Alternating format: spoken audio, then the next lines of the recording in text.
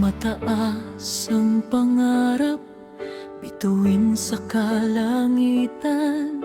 Sa bawat habang ay may baong pag-asa't tapang. Ngunit sa isang iglap, tila hangin kang naglaho. Mga pangarap ay natigil, mga luhay walang dulo. Hindi lang pamilya ang nagluksa sa iyong paglisan. Mga kaibigan, kababayan, buong Pilipinas ay nasaktan.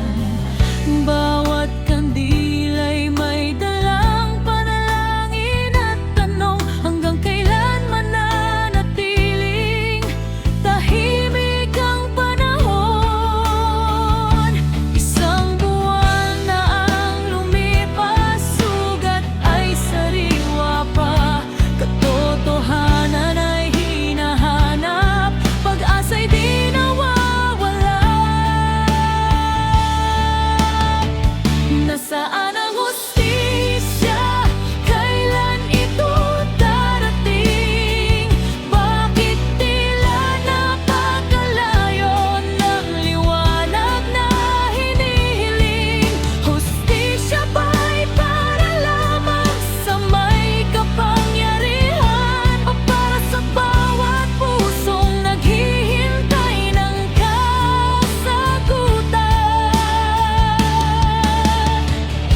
Isang buwan na ang nakaraan, wala pa ring linaw, wala pang napapanagot, puso'y patuloy na sugatan.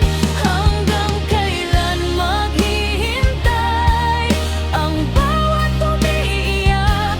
Hanggang kailan mananahimik ang bawat pangarap?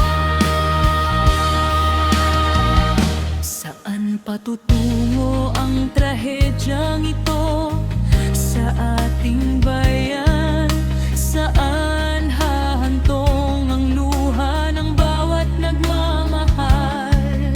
Hindi paghihiganti ang sigaw ng sambayanan, kundi katotohanan at hustisyang walang kinikilingan. Ang bawat araw na lumilipas ay dagdag na pananabik, na sana'y may liwanag na sumikat sa gitna ng dilim.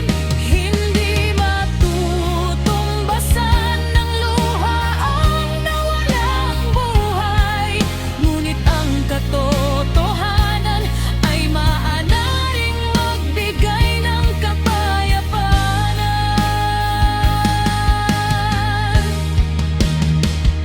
Rene, hindi ka malilimutan.